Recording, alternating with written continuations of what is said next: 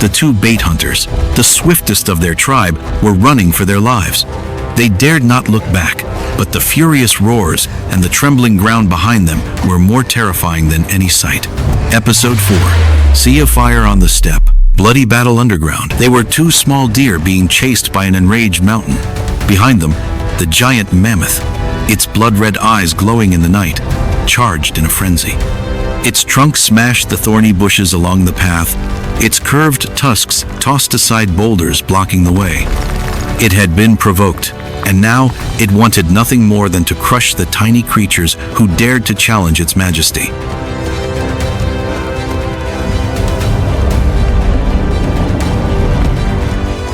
From the thicket, Kale watched it all with a frightening calmness. He saw the two decoys dash past the trapped area. The plan was halfway to success. Now was the decisive moment. He tightened his grip on the spear, cold sweat trickling down his scar.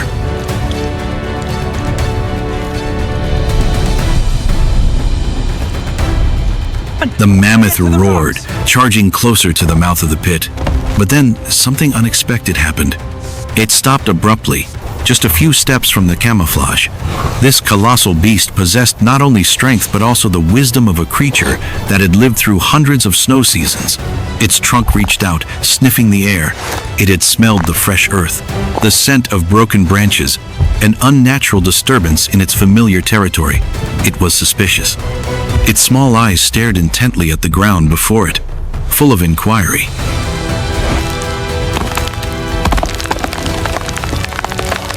The entire tribe held its breath, their hearts seeming to stop. Their ingenious plan, the fruit of so many days of labor, was about to be washed away by a flicker of cunning from the beast. In that hair-raising moment, Kyle knew he had to act. But before he could even give the signal, Gore, who was ambushed in another position, could no longer contain himself. He couldn't just stand by and watch their prey escape.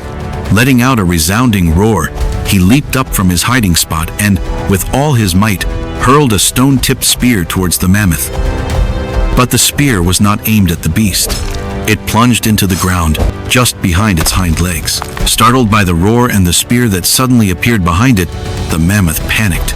Instinctively, it lunged forward to escape the unexpected threat. It was a fateful step. Crack.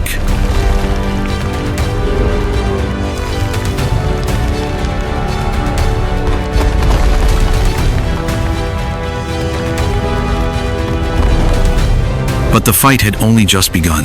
From the bottom of the pit, the enraged and pained roars of the wounded beast echoed up. It was trapped, but it was not dead. A wounded and cornered animal was many times more dangerous. Now! Kale roared, not with words but with a powerful primal scream. The whole tribe rushed out from their hiding places in unison, surrounding the mouth of the pit. The scene below was terrifying. The mammoth was furiously ramming into the earthen walls, trying to find a foothold to climb out. Its trunk thrashed about wildly, striking the pit walls with heavy thuds.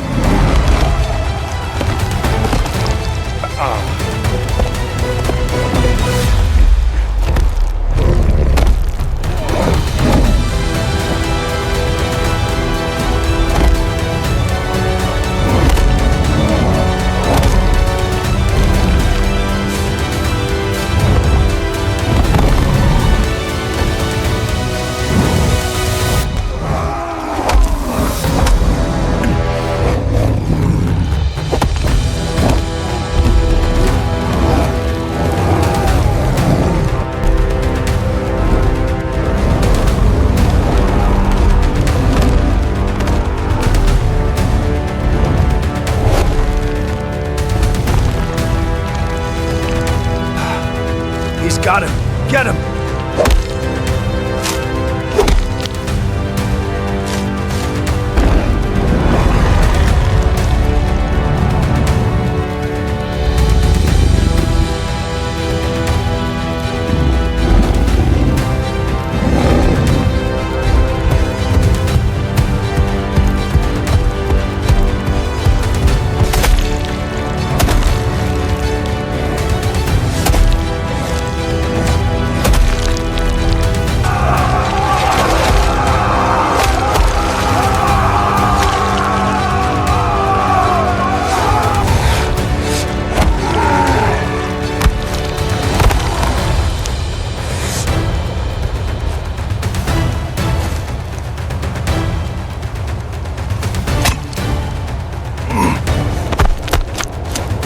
Sudden silence fell over the battlefield, leaving only the sound of heavy breathing and the choked sobs of a few. They had won, but the price was far too high.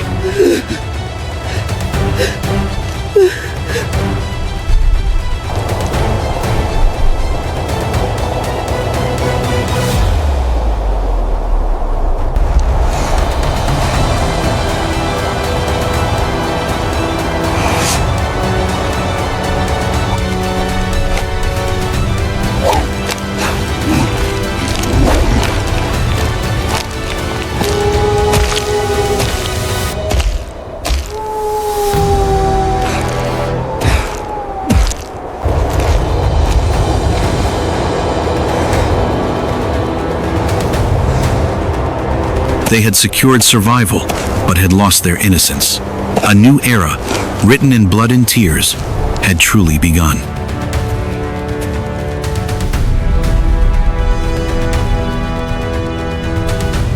After holding a simple yet solemn burial ceremony for their fallen comrade, the tribe, under Kale's command, began a task even more arduous than digging the trap, butchering the mammoth.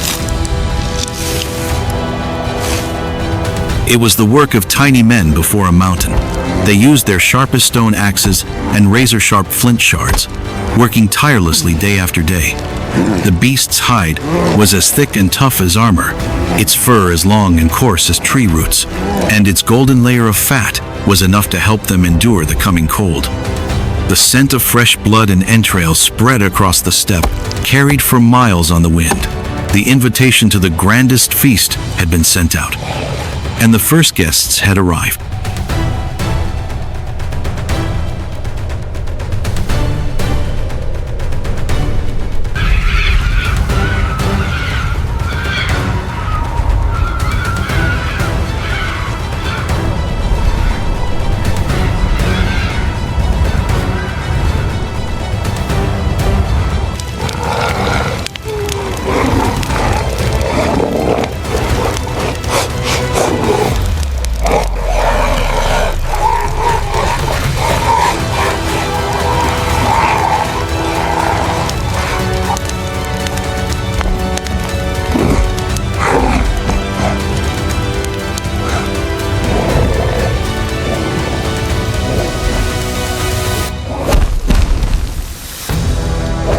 For the first few days, they kept the situation under control. They were all too familiar with these opportunists. But they did not know that the reek of the mammoth's blood had awakened a king, an apex predator whose very presence made even the packs of hyenas fall silent.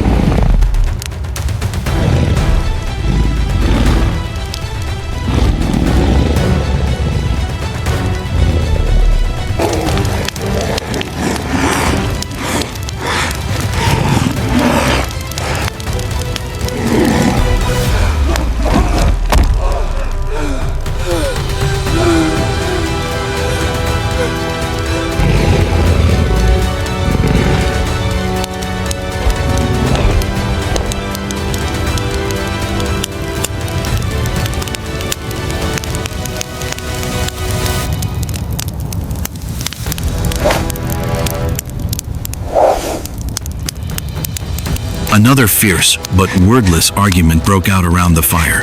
Gore, though his face was pale with fear, had the pride of a warrior that would not allow him to back down. He pointed to the stores of mammoth meat, then to the spears, signaling his intent to fight to the death to protect the prize that had cost them a life.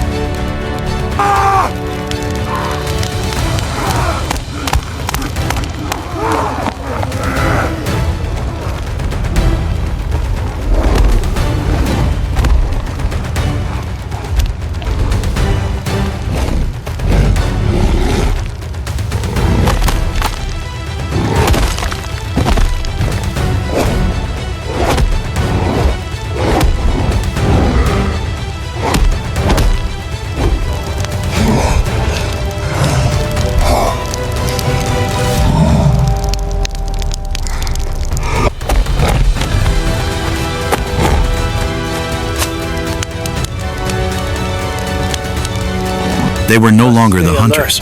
They had become the prey, toyed with by a vicious beast in their own home. To flee or to stay, did both paths lead to death? Could human ingenuity truly triumph over the fangs and claws of a demon king?